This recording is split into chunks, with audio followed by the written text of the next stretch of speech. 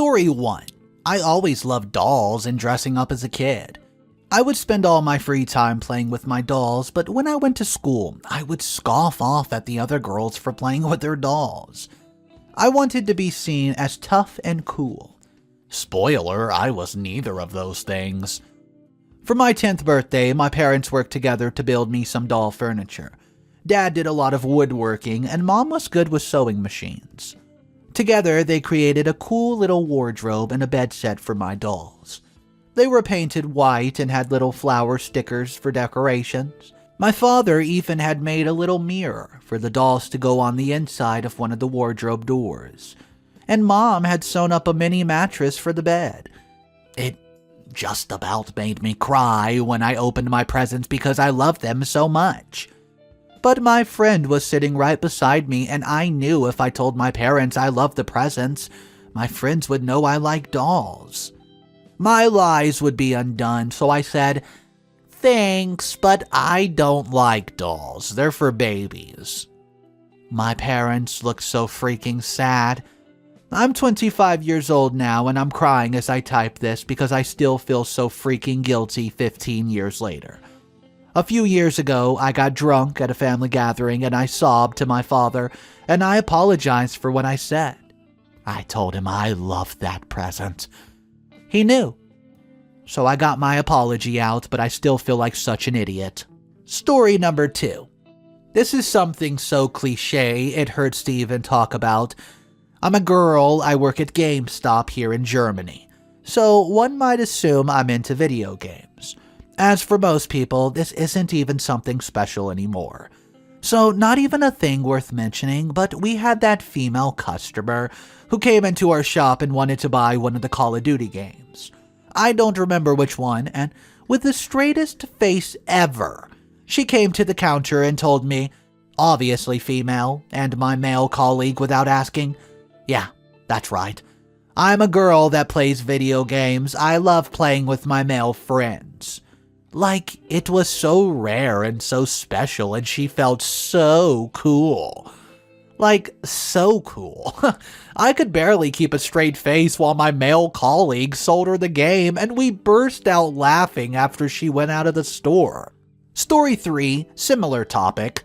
It's always been so normal to me just to play video games that I never presented it as, yeah, I'm so different and special, teehee. But guys I dated would be like, wow, you're a girl? You play video games? I was just genuinely so confused because I had friends who played video games and only video games. So it kind of never registered that there's a lot of both men and women who don't. The way I see it, playing video games is just a hobby on the same level as soccer, working out, CrossFit, knitting, whatever. And I don't understand why it's supposed to be, quote, cooler than those other ones. Story number 4.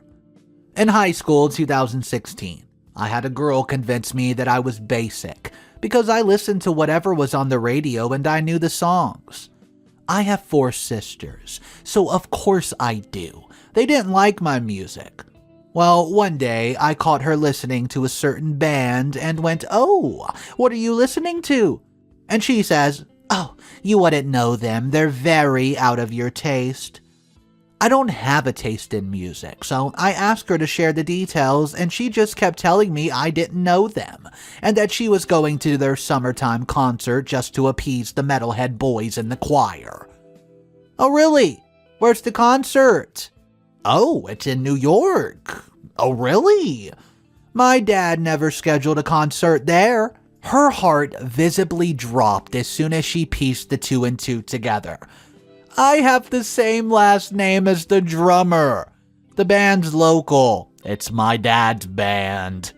I cringe so hard writing this because I can just remember her trying to convince me I didn't know my own father.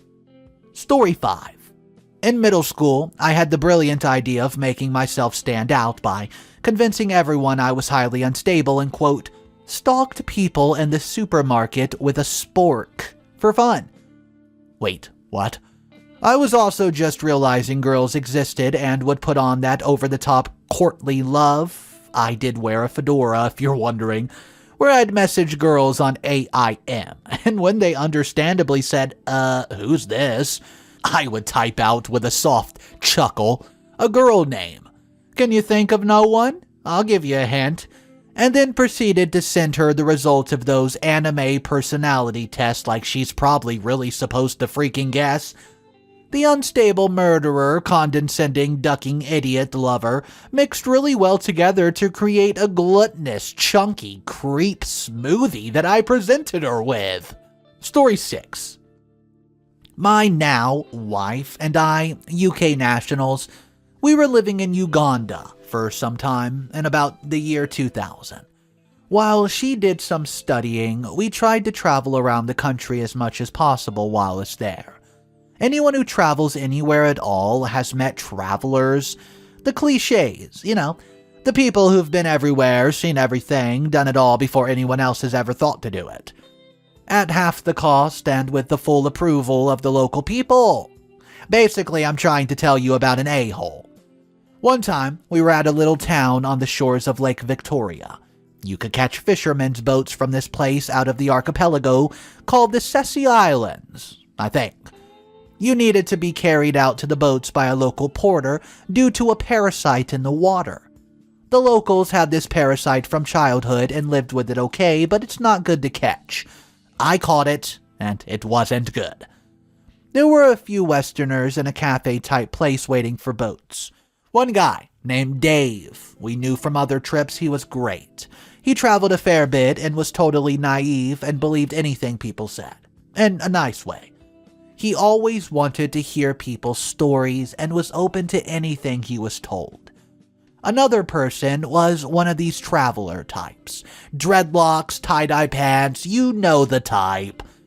She said something like, "I've traveled every way known to man, but I've never been carried by a person.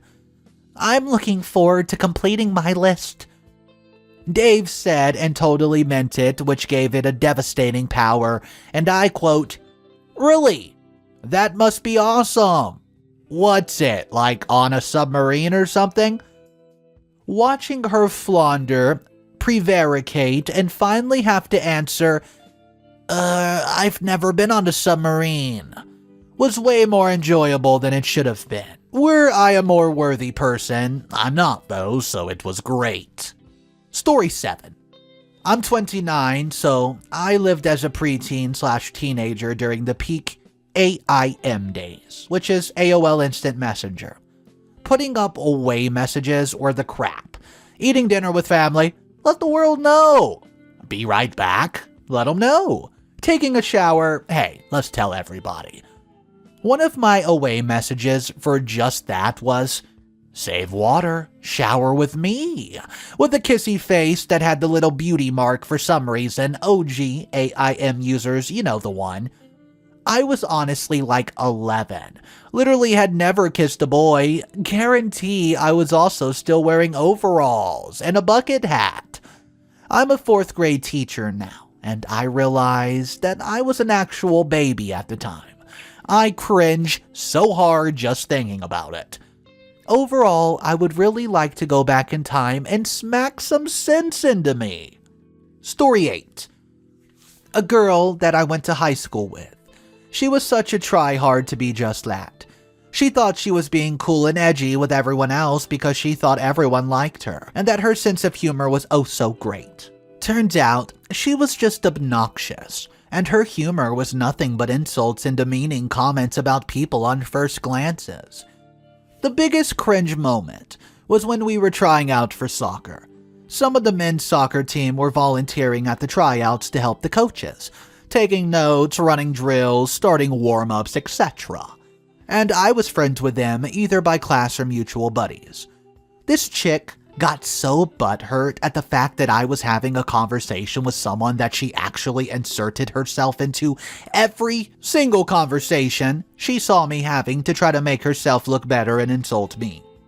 Well, I just brushed it off and moved on because I don't have time for all that. The second biggest cringe was that she started a rumor that I was ducking a guy I was good friends with and that I was easy. Turns out she didn't bother checking if he was in a relationship. He was in a 5-year serious relationship at that point, and he called her out and told her that was the last straw and stopped being friends with her. Ended up making a lot of people feel really shady about her after that. Story number 9.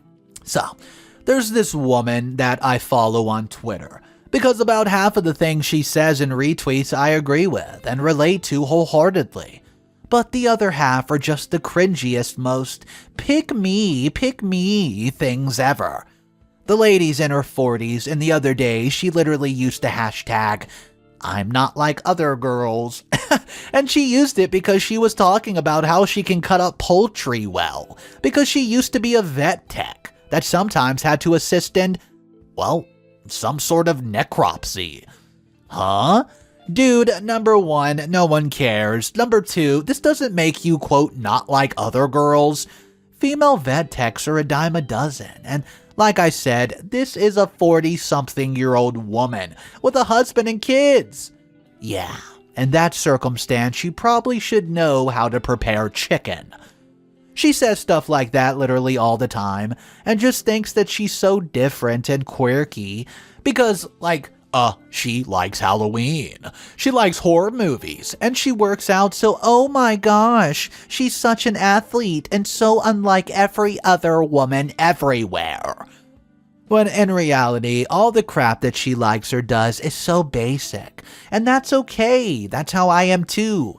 Most of what I like is basic, stereotypical girl things, and that's totally fine. Plus, in this day and age, nothing you like or do is really unique anymore. There's so many people. Even if your favorite holiday is Flag Day instead of Halloween or Christmas, I guarantee that I could search some key terms online and find thousands and thousands of other people who agree with you. Like, man, you're just not that special, my dude. Story 10. Technically, I'm talking about a guy here, but hey, it's basically the same. So, we were in Spanish class, 8th grade. We were in a unit about activities and how to stay, what you would like to do and what you don't like to do. One of the words was listening to music, and one kid in my class who's infamous for being extremely pretentious raised his hand and said, and I quote, "Is there a word for making music?" This on its own isn't that bad, I guess, but after the teacher answered him, the teacher also said that making music is cool. The kid starts saying, "Yeah, I'm a musician. I think a lot of people think I'm pretty out there because of it." Then he started talking to the kid next to him about his music the entire class. And another story with the same kid. We were in drama class one time, and every class we would get a question we have to answer when roll call gets called out. And on that day, the question was, who's a musician you really like? Well, oh boy, it gets to that kid, and I crap you not, he says himself. Story 11. I don't know what actually possessed me to do this, but once in the 3rd grade, we took a field trip and we were riding on a charter bus. I had a massive crush on the boy sitting in front of me, and his slightly older brother was sitting with him. We had passed something that smelled terrible, and they were like, "Oh my gosh, what is that?" And I literally tapped one of them and was like, "Yeah, I'm sorry, that was me," but I hadn't even farted. And then I told them about 2 or 3 more, quote, farts, and I apologized if they smelled them. I don't know why, or what the duck was wrong with me. It was the only reason I could think of to talk to them, I guess. Story number 12. Due to my parents' religious reasons, I'm not allowed to wear shirts that are above the elbow and pants that are not above the calf. I was basically covered, and due to this, I used to look at the girls at my school that wore shorts and crop tops and think, "Ha! I'm not like them, I'm different, I'm cool," and all that, but oh my gosh, I was a loser. On many other occasions, I used to think that video gaming and not belong to the ladylike category. Wearing sweats and hoodies, being dirty, swearing, saying bro, dude, etc. was something that also made me very unique and different. by being not like the other girls. I thought I would simply catch the boys' attention and all that. LOL. Well, guess what? I never caught their attention, and I looked cool, I thought. But in reality, I was a sweaty sponge, dipped and rolled in dirt with popcorn, nasty-looking teeth, and I looked and acted like crap. Those were bad times for me. But now I'm a good, functioning member of society, with good hygiene and a better mindset. So guys, let me know, what is your most cringy, I'm not like other girls' stories that you're simply embarrassed about, or where you were unfortunate enough to witness one in public? Drop your stories in the comment section below and make sure you subscribe, because you never know what question we're going to ask next.